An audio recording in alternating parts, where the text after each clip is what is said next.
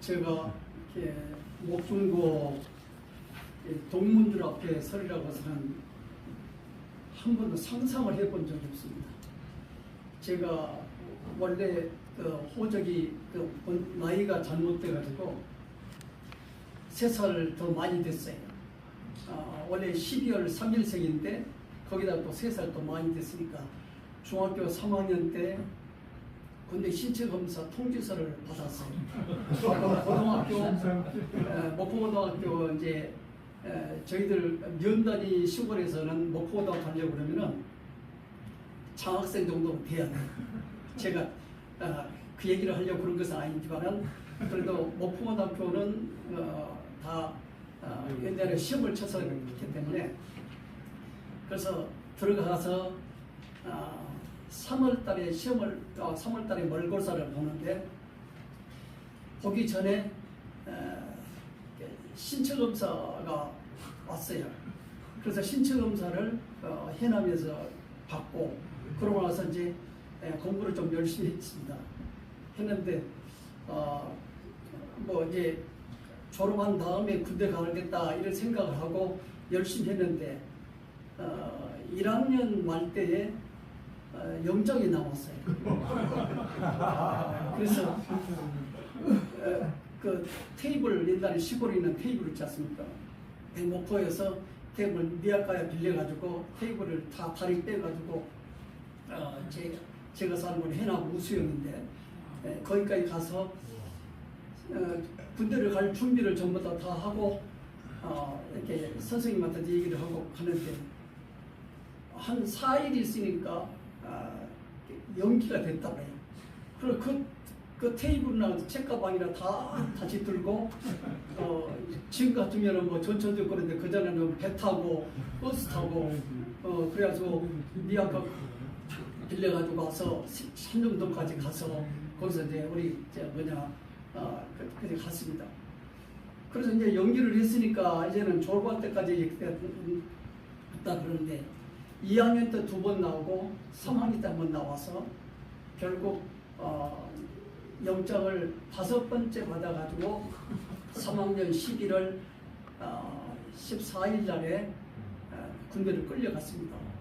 그래서 모자는 벗어놓고 그러고 나서 가방 뭐 사복이 없었기 때문에 교복 그대로 입고 광주 훈련소에 끌려갔습니다. 그래서 거기서 또 이제 훈련을 받고 포천에 운전교육 때 갔더니 김신조가 내렸어요. 그래 그때부터 대한민국 군대가 완전히 바뀌어서 제가 36개월 마치고 왔습니다. 그래서 고등학교 생활을 정말로 저는 시골에서 장학생을 해서 고등학교 목포고등학교 갔으니까 공부를 열심히 해서 한번 꿈을 펼쳐야겠다 이렇게 생각했는데 영장을 5번 받으니까 도저히 이렇게 공부를 할 수가 없어요. 그래서 그 억지로 끌려가서 그래서 졸업장을 친구들이 광주 훈련소에 마치는데 친구 훈련소 친구들이 졸업장을 이렇게 해서 대신 받아왔다고 그 얘기를 들었습니다. 제가 그래서 고등학교 생활을 정말로 참 어렵게 3년을 제가 보냈습니다. 그런데 동문들을 이렇게 만나려고 해서는 제가 상상을 못했습니다. 오늘 선배님들 많이 만나봤습니다. 그래서 정말 감사합니다. 제가 목사지만은 선배들도 보시니까 정말 좀 떨리네요. 오늘 시간도 있고 그래서 제가 제 얘기만 하다 보면은 오늘 이제 좀 안 맞을 것 같고 그래서 말씀으로 바로 들어가겠습니다. 저는 이제 동문들이 좀 이렇게 나이가 젊은 후배들도 좀 오실 줄 알았어요.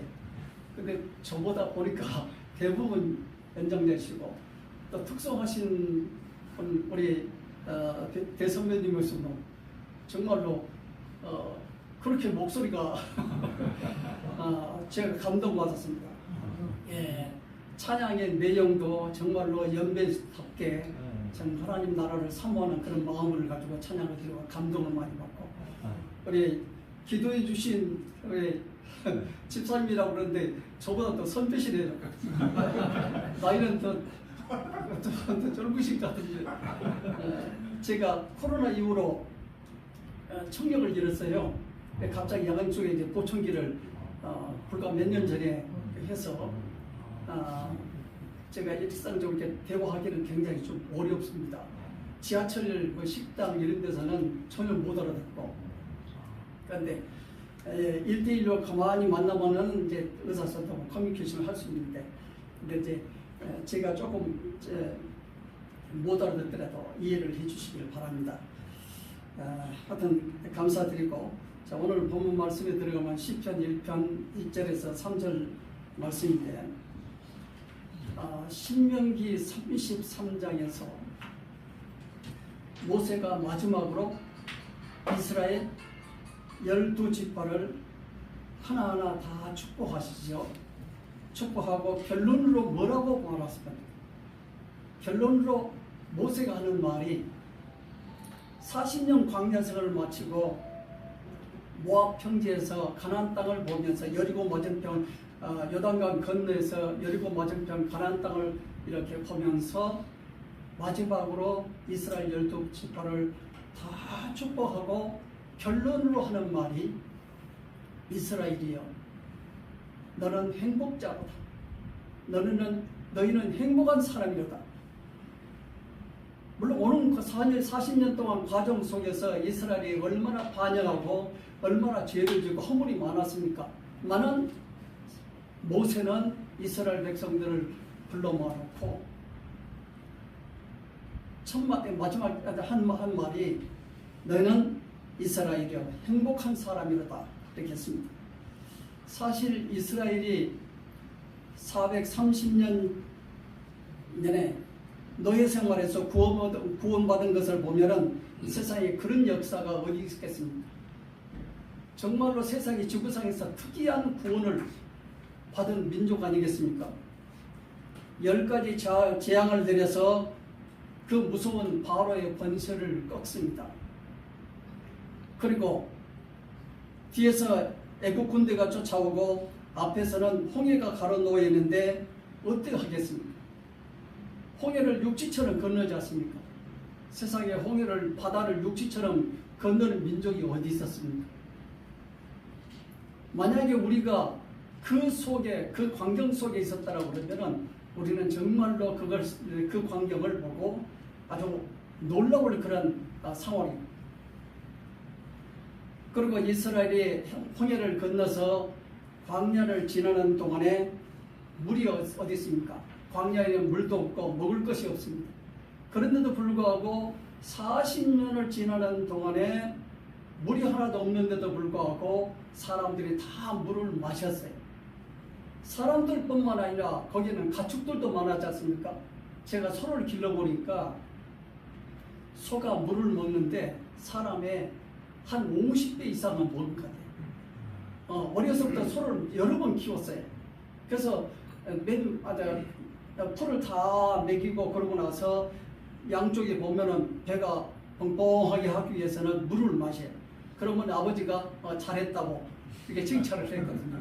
그래서 물 마시는 걸 제가 잘합니다. 그래서 물을 한 번 마시면은 그 웅덩이를 다 마셔요. 근데 거기에는 가축들이 있었지 않습니까? 가축들이 있는데 광야를 지나는 동안에 사람은 물론이고 가축제들도 다 마셨는데 얼마나 놀라운 역사입니까? 그뿐만 아니라 광야는 먹을 것이 없어서, 먹을 것이 없는데도 불구하고 사람과 가축과 모든 것들이 40년 동안 굶주리지 아니하고 다 먹었다는 결론이에요. 또 뿐만 아니라 지구도 밤에는 온도가 뚝 떨어져서 춥고 또 낮에는 온도가 올라가서 사람들이 일하기가 힘들지요. 금년같이 이렇게 더운 날씨를 생각해 보면은 이스라엘 백성들이 광야를 지나는 동안에 장정들도 있었지만은 부녀들도 있었고 또 임신한 아이벤 그러한 부녀들도 있었고 아이들도 있었고 노역자들도 있었을 것입니다. 그런데 낮에 행군을 했을 때에 한두 명이 아니고 200명이 넘는 그러한 밑에 민족이 행군을 했을 때에 그 무덤을 열릴 때 하나님께서 구름 기둥을 통해서 사실 더웠을 때에 나무 그늘하고 더위하고 햇빛 쬐는 것하고 이렇게 보면 온도차가 많지 않습니까? 구름 기둥에 있었을 때에 낮에를 통과를 하고 밤에는 또 추우니까 불기둥을 통해서 주야로 이렇게 행구를 하는 그런 역사를 우리가 이스라엘의 출애굽 과정을 통해서 우리가 잘 압니다. 또 그뿐만 아니라 가는 길목마다 그들이 순수하게 통과하다가 내버려 둔 것이 아니지 않습니까? 가는 길목마다 대적들의 방해와 공격에 하나님께서 방패가 되어 주시고 영광의 칼에 되어 주시고 그리고 대적들의 가장 높은 것을 밟아서 복종하게 하는 그런 역사가 일어났으니 이런 구원을 세상에 어느 민족이 얻었는가 우리가 다시 한번 생각해 봅니다. 모세는 이 모든 과거와 현재 그리고 앞으로 미래를 내다보고 이스라엘이여 너는 행복한 사람이로다 라고 했습니다. 이 말은 이스라엘의 정체성입니다. 이스라엘의 정체성이 하나님께서 하나님의 은혜와 특별한 섭리로 이스라엘 민족을 행복한 사람으로 만드셨다는 거예요. 행복한 사람. 이처럼 우리 예수 믿는 우리 크리스찬도 저주와 멸망받을 수밖에 없었는데 하나님께서 창세전부터 구원을 예정하셨습니다. 자, 레위기 23장 17절에 보면 맥추절에 관한 내용이 나옵니다. 맥추절은 일반 제사에 뜨는 제사장들이 떡 12덩어리를 하나님 앞에 바치지요. 그래서 이스라엘 12지파를 상징해서 떡 12덩어리를 드립니다. 그런데 맥추절에서는 떡 2덩어리를 크게 드리게 하나님께서 하셨어요. 그 떡 2덩어리는 한 덩어리는 이스라엘을 상징하고 또 한 덩어리는 이방 사람을 상징합니다.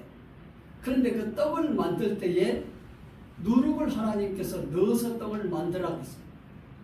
누룩은 제사장들이 절대로 하나님께 드리는 떡에서는 누룩을 넣어서는 안 되죠. 왜냐하면 누룩은 죄를 상징하기 때문에 그래서 누룩을 넣어서는 안 되는데 맥추절 때에 드리는 떡 2덩어리에는 하나님께서 일부러 누룩을 넣으시라고 했어요. 그 말은 하나님께서 이방 사람입니다. 죄인들도 하나님께서 받으시겠다는 하나님의 상징이십니다. 그러니까 하나님께서 이미 다 그런 작정을 가지셨다고 그런 것을 볼 때에 하나님께서 우리를 만세전에 예정을 하셨어요. 사도행전 13장 48절에 보면은 영생이 작정된 자들이 있다고 했어요. 하나님을 믿고 구원받기로 작정된 자들이 있는데 그 작정된 자들은 다 하나님께 오더라. 그런데 구원을 작정된 그런 자들은 다 예수를 믿더라 그랬어요. 이렇게 하나님께서 예수 믿기로 작정된 자 이런 자들을 하나님께서 예정을 하시고 말세의 죄악 가운데서 우리를 불러서 십자가의 은혜로 죄 씻어주시고 의롭다고 인정해 주십니다. 사실 우리는 의인이 아니죠. 그렇지만 하나님께서 우리를 의롭다고 인정을 하시는 거예요. 인정. 자, 이스라엘 백성들이 출애굽에서 가나안을 향해서 가는 도중에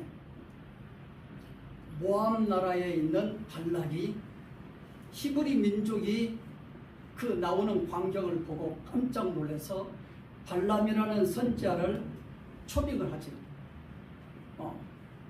내가 당신을 아주 존귀하게 높여줄 테니까 이스라엘 한 번만 저주하라. 그래서 발람 선지자가 높은 산 꼭대기 이스라엘 앞에서부터 맨 마무리까지 전체를 보면서 이스라엘 히브리 민족을 갖다가 저주를 하려고 하니까 하나님께서 그 발람 선지자 입에다가 뭐라고 하십니까? 3번을 저주했는데, 저주하려고 그렇게 부탁을 발락이 모압 발락이 발람 선지자한테 이렇게 부탁을 하는데, 하나님께서 발람이라는 선지자 입을 통해서 그 이스라엘 민족에 대하여서 뭐라고 하는 거 아니? 내가 이스라엘 허물을 보지 않는다. 하나님께서 이스라엘 허물을 안 본다는데 누가 감히 이스라엘 허물을 봅니까? 내가 이스라엘의 반역을 보지 않는다.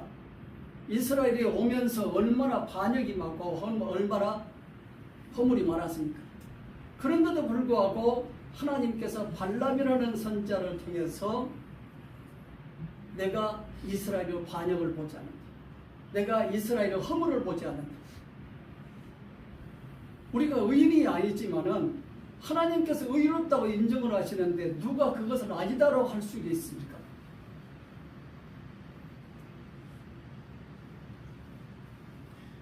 자,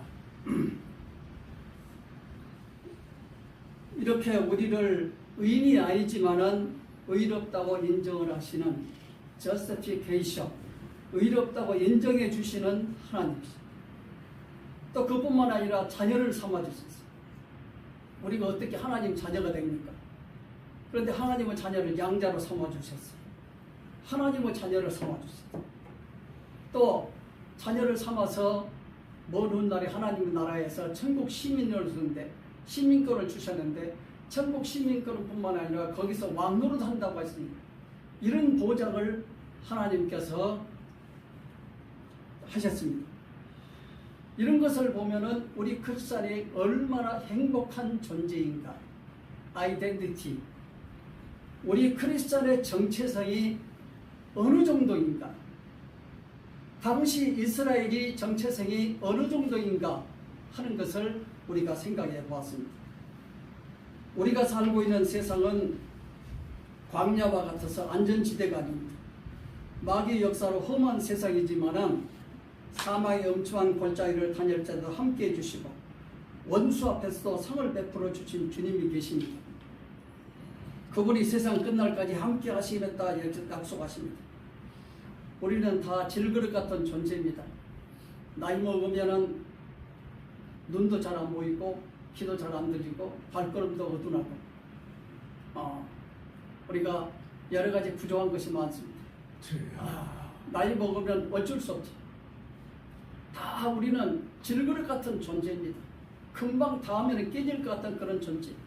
그 질그릇 같은 존재지만은 바로 보배로운 예수 그리스도를 담고 사는 그러한 존재이기도 합니다. 그렇기 때문에 우리가 사방으로 우겨쌈을 당해도 쌓이지 않는, 사방으로 우리의 삶의 현장에서 더듬어 보면은 우리가 얼마만큼 이렇게 사방으로 우겨싸 우리의 형제와 친척과 가장 친한 친구들과 이런 사람들까지도 다 등을 돌리는 그런 상황에 이를 수도 있었습니다. 그런 상황 속에서도 하나님께서 여기까지 우리를 지켜주시고 인도하시는 것을 우리가 봅니다. 답답한 일을 당해도 낙심하지 아니하라. 거꾸러뜨림 당해도 망하지 아니하니 이런 주님이 약속하신 대로 하시는 거 아닌가. 로마서 8장 31절에 39절에 보면은 사도 바울이 이렇게 크리스찬에 대해서 선포를 합니다. 누가 하나님께서 택하신 자를 고발하느냐. 누가 하나님께 잡고 있고 성부, 성자, 성령, 삼일체 하나님께서 잡고 있는 그러한 택한 자를 누가 함부로 고발하느냐. 하나님이 고발하지 않았는데. 하나님이 의롭다 하시는데 누가 정지하느냐. 가나마다 현장에 잡힌 여인이 유대인들을 통해서 이렇게 해서 끌려와서 예수님 앞에 왔습니다. 다들 돌 하나 더 들고 예수님한테 그럽니다. 이 여자가 가나마다 현장에 잡혔는데 모세율법으로 가면은 돌을 서죽이라고 그러는데 당신 생각 어떻습니까?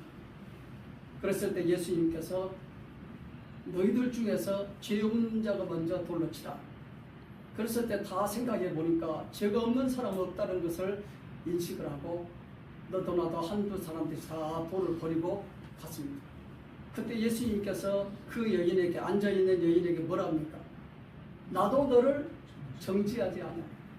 나도 너를 정죄하지 않아.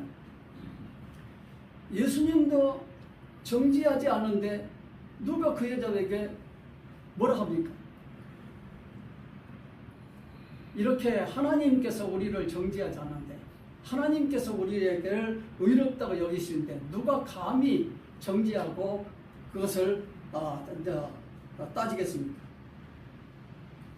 아무리 환난과 공고와 박해와 기근과 적신과 위험과 칼 이런 것들이 있더라도 누가 그리스도 사랑해서 이런 것들을 통해서 그리스도 사랑해서 우리를 끊을 수가 있겠는가 라고 사도 바울이 선포를 합니다. 그래서 이런 모든 것들 가운데서도 우리가 넉넉히 이기는 존재이니까 우리 크리스천이 얼마나 행복한 존재인가 하는 것입니다. 이렇게 성경은 우리 그리스도인들이 행복자라는 정체성을 밝히면서 확신을 가지고 살게 할 뿐만 아니라 실제로 그렇게 살기 위해서 행복의 길을 가라고 합니다. 그런데 이스라엘은 어떻습니까? 가나안 땅을 약속으로 받아서 들어갔습니다. 그렇지만은 그곳에서 복 있는 자로 살지 못했기 때문에 어떻습니까? 가나안 땅 들어가 살았지만은 복 있는 자로 살지 못했어요. 정체성은 행복한 존재로 그들이 가나안 땅 들어갔지만은 실질적으로 삶 속에서 복 있는 자로 살지 못했기 때문에 나라가 둘로 갈라져서 북이스라엘이 아수르로 망하고 그 후로 200년 후에 바벨론에서 남쪽 유다도 망했습니다. 그래가지고 이스라엘이 1948년 5월 14일 날 독립했어요. 돈 주고 가나안 땅 사서 들어왔습니다. 그것이 한 2000년 되는데 2000년 동안 유대인들이 전 세계 방방곡곡에서 얼마나 비참하게 살아가는 것을 우리가 역사를 통해서 압니다. 무엇입니까? 이유가? 왜 그렇게 모세가 이스라엘이여 너희는 행복한 사람이로다 이렇게 이스라엘의 정체성을 선포하고 이런 확신을 가지고 살도록 이렇게 다짐을 했지만은 이스라엘 사람들이 거기서 쫓겨나서 이스라엘 땅에서 쫓겨난 이유가 무엇이냐? 복 있는 자로 살지 못했기 때문에 그렇습니다. 오늘 본문에서 복 있는 사람은 어떻게 삽니까? 악인들의 꾀를 따르지 않는다겠습니다. 죄인들의 길에 서지 않는다겠습니다. 오만한 자의 자리에 앉지 아니한다겠습니다. 그러면서 하나님의 율법인 그 하나님의 말씀을 늘 즐거이 묵상하는 자다겠습니다. 호세아 선지자, 북이스라엘 선지자 아닙니까? 호세아 선지자가 이스라엘이 망한 이유를 이렇게 말했어요. 이스라엘이 망한 이유가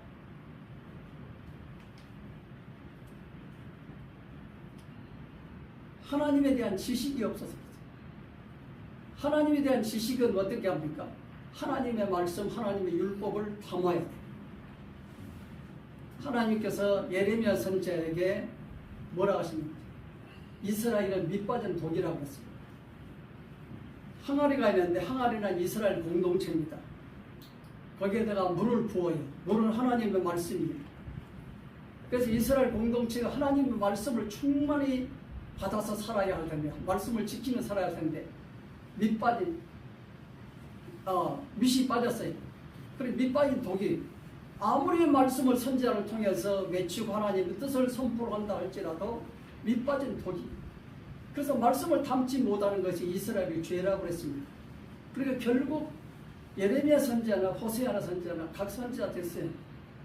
이스라엘이 망한 이유는 하나님의 말씀을 마음에 담지 못했기 때문에 이스라엘 백성들이 출애굽했을 때에 1세대들이 그 광경을 봤을 때에 그 광경에 있어서는 놀라운 하나님의 역사를 후손들에게 자손 대대로 물려주어야 함에도 불구하고 10년, 20년, 100년, 200년 지나다 보니까 자손들이, 자식들이, 후손들이 그 하나님의 말씀과 그 역사를 담지 못했다. 그래서 결국 이스라엘이 하나님에 대한 지식이 없고 이스라엘이 하나님의 말씀을 담지 못했기 때문에 이스라엘이 망했다라는 말입니다. 그러고 보면은 결국 복 있는 사람은 하나님의 말씀을 가까이 하고 그 말씀을 늘 묵상하여 그 말씀이 내 속에 거하는 사람이다. 이렇게 결론을 지을 수가 있습니다. 그런 사람은 전능자 주님께 구하는 특권이 있습니다. 주님은 듣고 그것을 이루시겠다고 약속하십니다. 요한복음 15장 7절에 주님은 이렇게 약속하십니다. 너희가 내 안에 거하고, 무슨 말입니까? 너희가 내 안에 거하고, 그러니까 예수 믿고 내 말이 너희 안에 거하면 무엇이든지 원하는 대로 구하라. 그리하면 이루리라. 저는 요한복음 15장 7절 말씀을 통해서 늘 힘들고 어려웠을 때 이 말씀을 생각하면서 하나님의 말씀을 답니다. 하나님의 말씀. 자,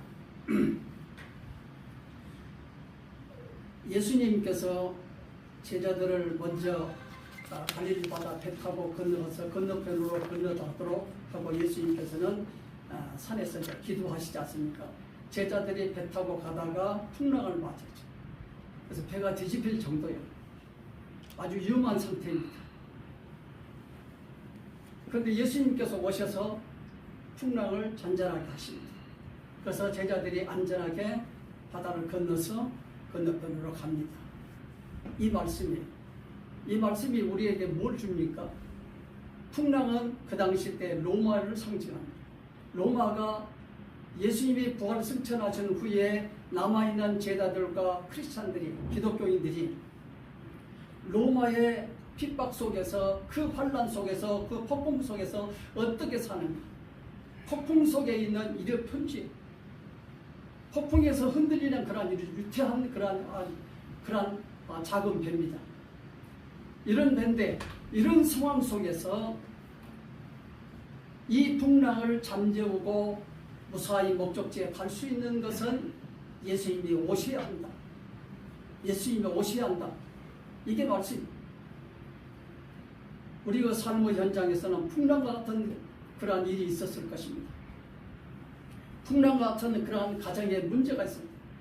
정말로 가정에서 정신을 못 차릴 정도로 이 문제가 터지고 저 문제가 터지고 이 일로 저 일로 걱정과 근심과 고민과 잠자지 못할 때 하나님 폭풍을 잠잠케 하신 주님이요, 이곳에 우리 가정에 오셔서 이 문제에 오셔서 우리를 다스려 주옵소서.